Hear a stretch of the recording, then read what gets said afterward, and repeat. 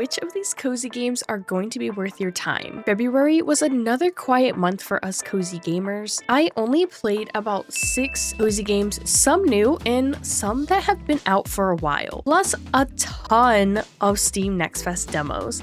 Stick around to find out which one was my go-to for February. I'm going to be sharing all my thoughts on what I liked, what I didn't like, and whether you should grab these games or skip them. Let's dive in. Hello Kitty Island Adventure came out on January 30th for PC, the Nintendo Switch, at $40. If you love Animal Crossing, I think you'll love this game. I spent about 10 hours in this game this month. Hello Kitty Island Adventure is a cozy life simulation game where you join Hello Kitty and her friends on an island adventure. The game involves exploring the island, solving puzzles, and completing quests to restore the island to its former glory. You can make friends with various Sanrio characters like Karomi and Cinnamon Roll, and you can craft items, decorate cabins, and uncover hidden mysteries. It combines elements of adventure, platforming, with a focus on building relationships and creating a beautiful island paradise. The game is available on multiple platforms including iOS, macOS, Apple TV, Nintendo Switch, and on Windows. Think Animal Crossing,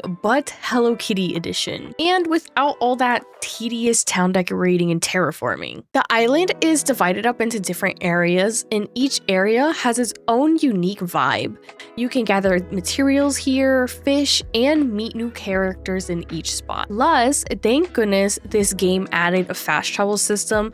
I honestly would have gotten so tired of trekking across the island over and over again. Building relationships with all the Sanrio characters was a huge part of the fun. Gifting them items, hanging out, and seeing your friendships grow just felt all around rewarding. But on the downside, there is a gifting limit that can really stall your progress for the day, which I found really annoying. Decorating isn't a huge main feature, but is still a fun touch. You can design cute cabins for your friends to live in, and honestly, I'm happy it's not overly complicated. It's just the right amount of creativity without being overwhelming. There are also puzzles to solve, which adds some variety to the gameplay, but the real fun comes from collecting items and figuring out how to progress in the story. But I did end up playing it on my Steam Deck, and it ran so smooth on there, and it was really easy to navigate. If I had to rank Hello Kitty Island Adventure, I'm going to have to give it a 4 out of 5, although I recommend waiting for a sale, if by chance it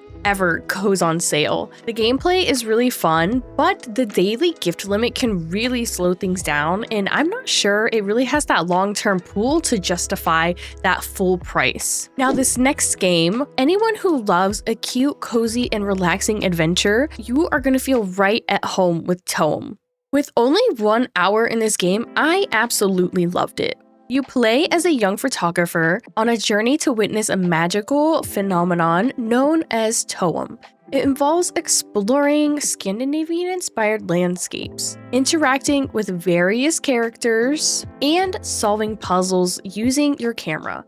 You'll help locals with their requests, earn stamps that allow you to travel to new areas by bus. It has a top-down perspective for exploration, which shifts to first person when taking photos. It is available on multiple platforms, including Windows, Nintendo Switch, PlayStation 5, Xbox One, Xbox Series X and S. I think you get the gist. Every character that you meet in this game has their own little personality and requests, and making the world feel full and interactive. The whole game revolves around you using your camera. Whether you're solving puzzles or just enjoying the world, taking photos progresses you through the game. Some puzzles definitely took me a while to figure out, but they were also rewarding once you solved them.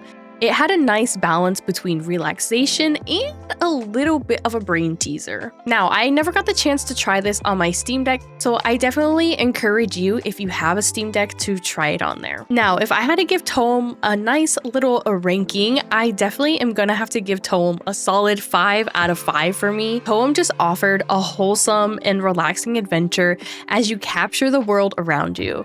I recommend picking this one up because for $20, this game was so wholesome and it has a sequel coming soon. If you love single-player adventure games that offer exploration and crafting, this game might be for you. I spent around 3.5 hours in this game called Ankora Lost Days. It is a single-player adventure game, and in this game, you play as Moon, a junior ranger from the Interstellar Patrol who is stranded on the unexplored planet Ankora. It involves exploring the wild planet, crafting tools, building structures, and terraforming the environment to create a new home. You'll need to overcome various obstacles like rivers, lakes, mountains, and even monsters. It has a variety of biomes from deserts to snowy mountains, filled with secrets to discover. The visuals looked like they were inspired by the Studio Ghibli films. It is available on multiple platforms, including the Xbox, PlayStation, Steam, and the Nintendo Switch. As you explore this place coordinate by coordinate, it was pretty engaging. The pacing felt perfect because it naturally progressed you through the game and introduced you to different mechanics and different characters. You have to worry about her hunger and thirst, or you won't be able to build or craft things. It's a lot of traveling around the map and unlocking new coordinates. You eventually unlock ways to fast travel, which helps you a ton so you're not running back and forth. You'll also meet a handful of really cute NPCs, each with their own personality and backstory. They'll give you quests that help drive the story forward and often require you to travel to specific coordinates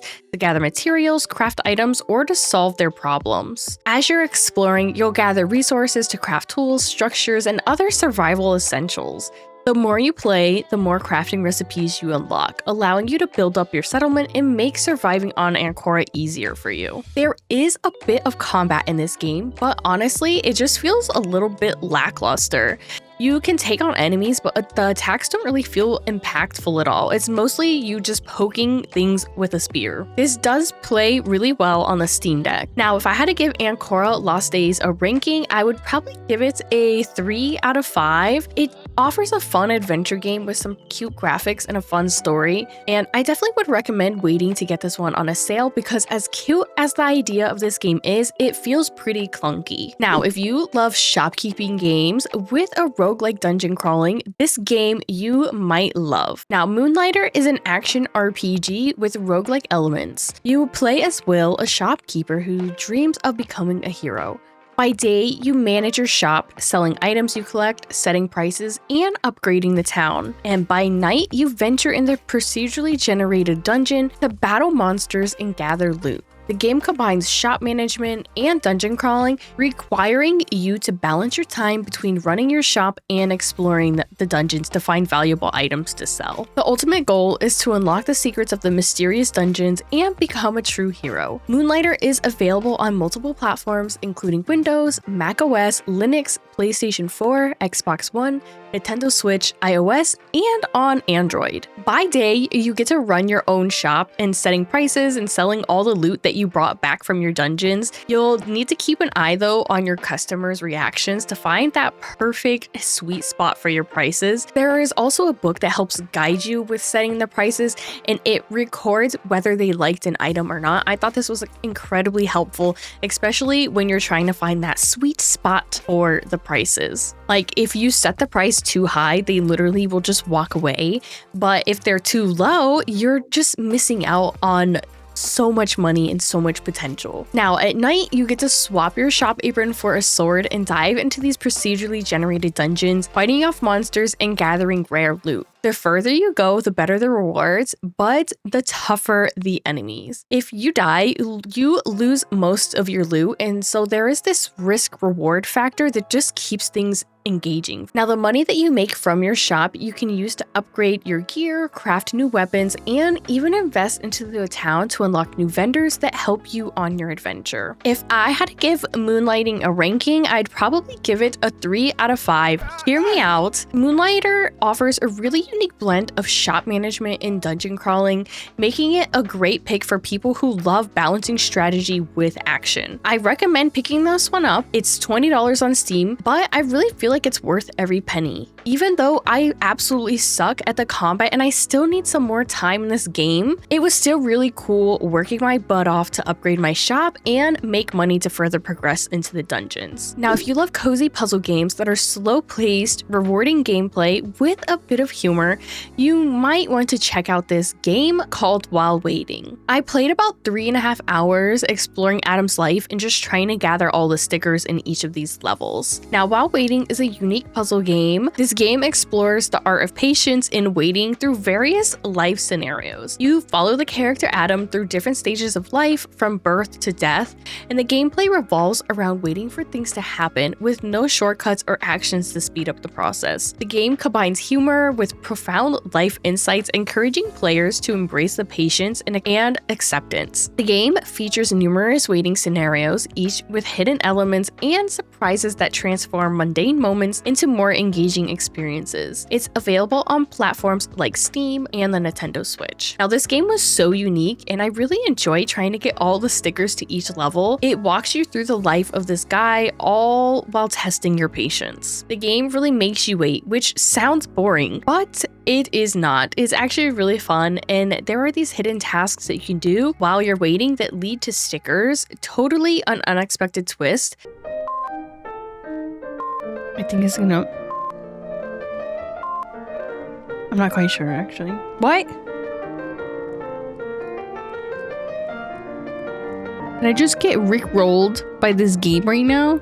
And it just helps keep you engaged while you are waiting. It's funny because this game is literally all about pacing and just reflection. Now, it might seem a little odd, but it does an amazing job at teaching patience through these everyday life scenarios. I really appreciated how each level wasn't just about sitting still. It's about discovering the little things that just make you smile. And there's a bit of humor mixed into the serious idea of waiting, and it just kept me laughing even while I was just watching the character chill there. Now, if I had to give While Waiting a ranking, I'd probably give it a 4 out of 5. While Waiting offers a really unique puzzle experience while waiting. I'd recommend getting it on a sale because even though it was a fun puzzle game, I do feel it is a bit steep in price. Now, the last game that I played this month in February was Tiny Terry's Turbo Trip. I always trip up saying that one. This is a delightful adventure game where you step into the flip-flops of Terry, a quirky character with a dream of launching himself into space using his new car. The game is set in a charming town of Sprinklewater where you can explore a densely packed tiny open world at your own pace. Whether by foot, car, or paraglider, the game involves creating turbo junk to upgrade your car's boost capacity, interacting with the eccentric inhabitants of Sprinklewater, and uncovering a wholesome story through humorous interactions. You can also engage in various activities like catching insects, digging holes, and even destroying cars. It's available on platforms like Steam and on the Nintendo Switch. I played around 37 minutes in this game. I really wanted to like this game, but the motion just didn't work for me. If you are sensitive to motion sickness like me, I seriously advise you steer clear of this one. The driving and just the quick movements were just a recipe for disaster for me. I can tell there's a quirky charm to the game, especially with the offbeat characters and just the lighthearted tone of the game. If I wasn't so motion sensitive, I might have been able to appreciate the world building and the humor a lot more. There's a lot of little activities to engage with, like collecting junk and just interacting with the town's characters. It seems like it could be fun for those who enjoy a relaxing and silly open world exploration game. I'm gonna have to give Tiny Terry's Turbo Trip a 1 out of 5. I really wanted to enjoy it, but unfortunately, just my motion sickness was just too much for me. If that's something that you struggle with as well, I'd recommend passing on this one. But if you're fine with that kind of gameplay, it might be worth checking out. I really do need to start taking more Dramamine or do like motion sickness patches when I game, honestly, at this rate. So February also brought Steam Next Next Fest, and I played so many demos. So here are what I have on my wish list. So Steam's Next Fest was from February 24th all the way until March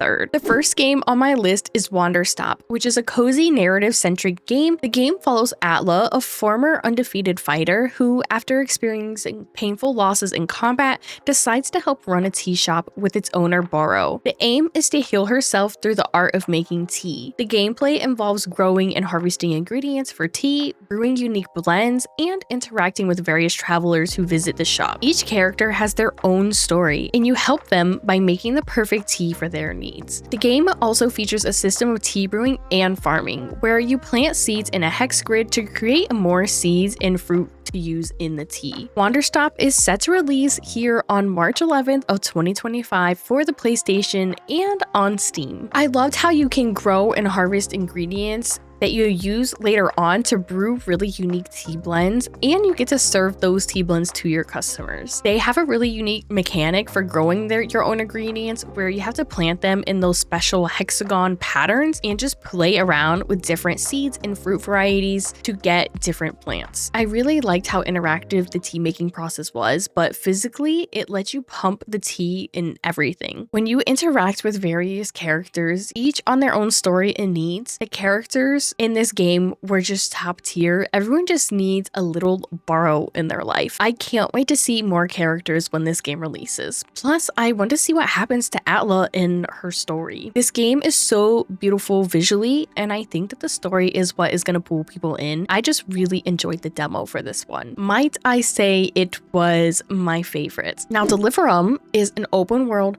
surviving crafting game. You explore a vast procedurally generated world filled with exotic biomes, hidden caves, and dangerous dungeons. You gather resources, build shelters, tend to your farm, recruit NPCs, and craft a wide array of items including food, tools, weapons, and armor. The game also features high-risk dungeon crawling where you can mine ores, collect rare materials, and defeat foes. As you uncover the hidden truth behind the invading vault, you aim to restore the stability to the land. Delverium supports both single-player and multiplayer modes. Think of this game like a pixel art style Minecraft. It was pretty cool. I was really enjoying my time when I was playing this game. I will say, I wish the NPCs actually helped you other than just selling you things. Like, each of them say that they are like a farmer or blacksmith and so on, and I just wish they did some of those things for you. I hope to see some more story to just drive my purpose in this game. Now, next up, we have Gemporium, which is a mining simulation management game. In this game, you inherit a small gem shop and a prospecting license from your grandmother, but it comes with the burden of generational debt. Your goal is to grow your gem business by mining gemstones, refining them for higher profits, and selling them to eager customers. It involves managing your time wisely between tasks such as exploring the mines to collecting gems and polishing, and preparing them for running your shop. The game features a day cycle where you have a limited amount of time each day to complete your task. You'll also need to keep your customer taste in mind to maximize profits and increase your shop's reputation. This game felt very fast-paced, and there is a calmer mode in the settings. I definitely would consider putting this on the calmer mode for a more relaxed play style. I think it should honestly naturally be set in a chill mode by default and then have the option to make it more challenging, because the days in this game were literally just flying by. It felt like I had a rush while mining and just cleaning my gems. And if you missed the window to sell, well, that sucks for you. Try again tomorrow. Bound is a cozy bookshop simulation game where you run a charming bookshop in a bustling city. The game allows you to decorate your shop with a variety of items, choose which books to sell, and help customers find their next read. You can sell books in different genres like sci-fi, fantasy, romance, thriller, and nonfiction. The gameplay involves managing your bookshop, expanding your book catalog, and advertising to attract more customers. You can collect inspiration from your surroundings to create and sell your own books. The game features a pixel art style and offers a relaxing and immersive experience for players who love books, and shop management games. You can truly customize your shop, and the more books you sell, you can unlock other kinds of decorations as well. When you have bookshelves with all of the same genre, it helps those books sell on those shelves. It puts like a little icon that, oh, they are like a romance or a fantasy genre there. Some of the customers will also come in with a question mark on their head, so you just have to lead them over to whatever specific book that they are looking for. I thought this was really cute because it makes you kind of remember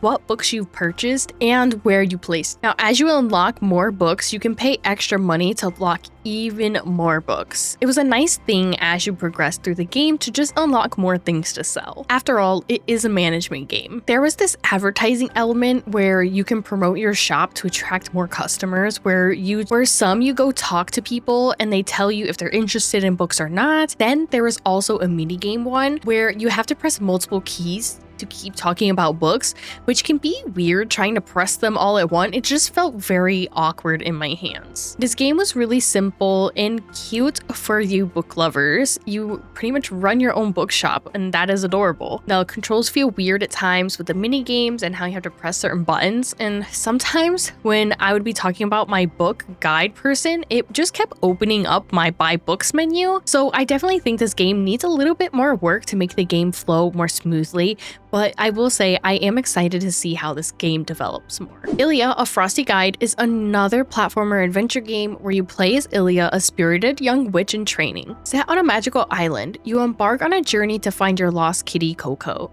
Using your trusty skate broom, you explore a whimsical small world open to discovering secret places, collecting valuable items, and improving your magic and flying abilities as you make your way to the summit. This is a really cute game, but I definitely will say the camera needs a lot of work. At moments, the depth of field would just blur the whole screen so I couldn't even see, and it would just move the camera in all these weird angles. It just felt quite jumpy in areas as well. Now, the art style is really different, and I loved how pretty the world was. I'm really stoked to see how this game develops and if they change how the camera interaction is. Moving on, we have Cattle Country, which is a cozy cowboy adventure life simulation game. You become a determined pioneer traveling west to start a new life. You'll make home in the mountains, take in bandits, discover plots, build a farm, develop your town, and make friends with the fellow residents. The game combines elements of farming, crafting, and Wild West stories, delivering stories of romance, cattle drives, bandits, and robberies. Honestly, I think this game needs a few more things for it, like the characters on the map, or at least the houses labeled when you hover over them. I just kept running around and I was lost the whole time, so I was just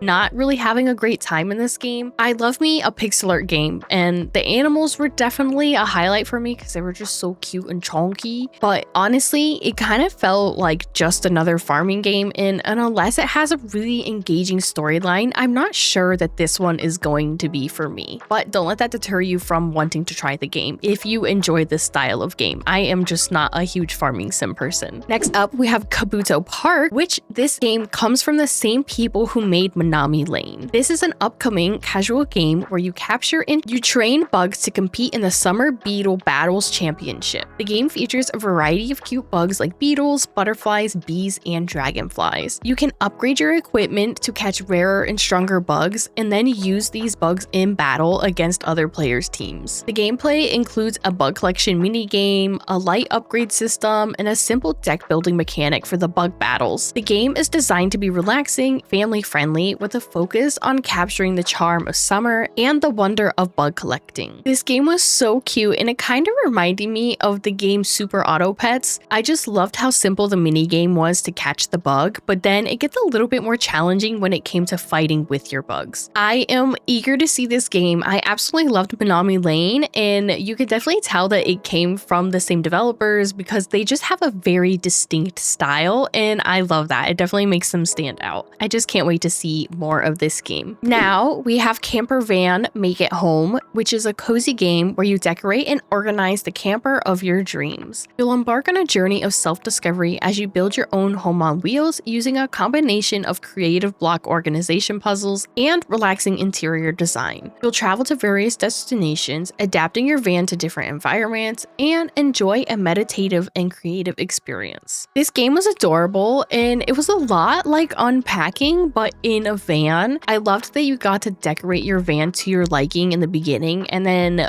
you begin to put away all the things in the van. I would be cautious with this because it did cause a little bit of motion sickness and when I started to get into the unpacking part of it. So I couldn't even finish unpacking everything. I would love to have some fixed views potentially to just toggle through, kind of how Sims is, where you can like turn the camera at a different angle to see what they are looking at. Now, next up, we have Biped 2, which is a puzzle action adventure game where you control two charming bipedal robots who embark on a mission to save an unknown planet. The game features innovative mechanics that allow you to move in really unique ways, such as using a hang glider or grappling hook. You can play solo or in co-op with up to 4 players, while you solve puzzles and explore new biomes. This game was so cute, and I definitely see me having a blast in it with a couple of my friends. It has up to 4 players that can play, and the controls just make you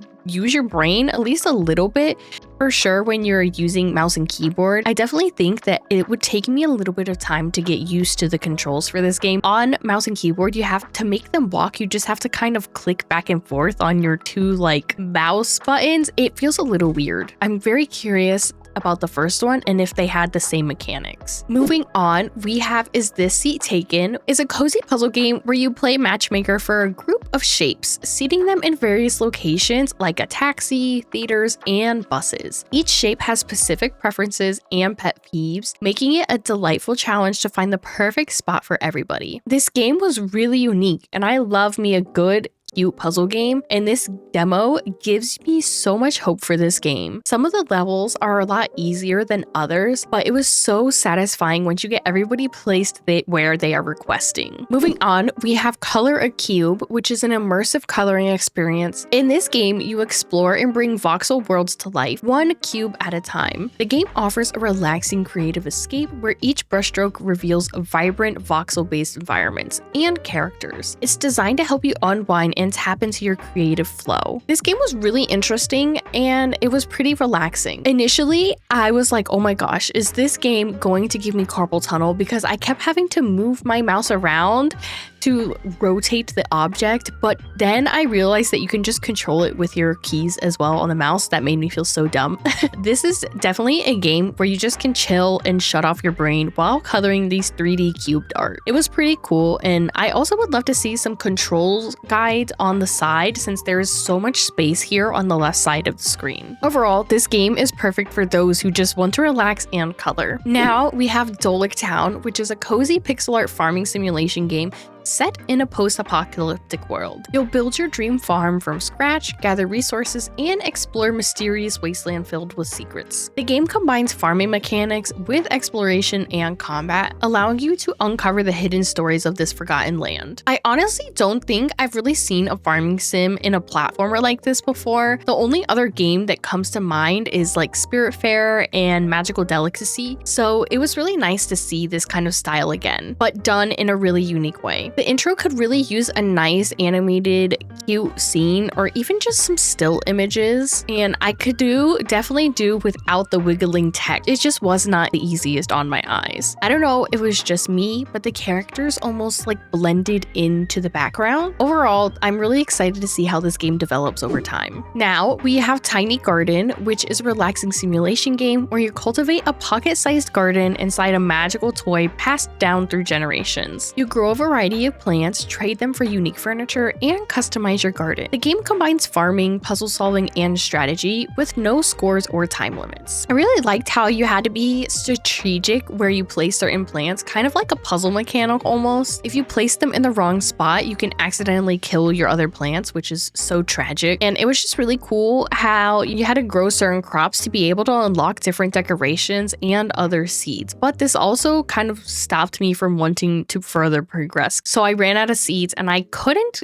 buy new ones, so that kind of sucked. This game was really cute and relaxing, but I'm a little afraid that it might not be as mentally stimulating enough for me. This could be perfect if I'm just looking for something more chill that doesn't really require too much brain power. Honestly, some days you just need one of these kinds of games. Now, last but not least, we have Instance, which is a narrative puzzle game where you build a collection of family photo albums piece by piece. You arrange given family pictures chronologically with each album, gradually uncovering a heartwarming story. The game blends puzzle solving, crafting, and storytelling while allowing you to customize albums with different backgrounds, stickers, and more. So you have to arrange family pictures in this game in the correct order. This was really fun because there was a sound that would happen when you got it in the correct spot, and it was just so satisfying. And there was also these little lines showing if it was in the correct order or not to kind of help as a nice little guide. I liked how you were able to decorate the albums with different customization stuff, and they had so many cute little stickers that would just make it feel complete. It was almost like I was scrapbooking. If you enjoy puzzle games and scrapbooking, this game definitely will want to wishlist it. It was so cool to be able to put the photos in order, and it has a nice helpful guide to tell you if you are putting them in the right order, and once you do, you can decorate it. Now, if I had to pick up any game from these lists as my favorite from February, I definitely am gonna have to pick TOEM. There was just something about the lightheartedness that just makes me not forget it. So tell me what your favorite cozy game from February was in the comments down below. So if you enjoyed this video and you found it helpful, don't forget to give it a big thumbs up. Don't forget to subscribe for more cozy gaming content. So I'll see you next time. So happy gaming.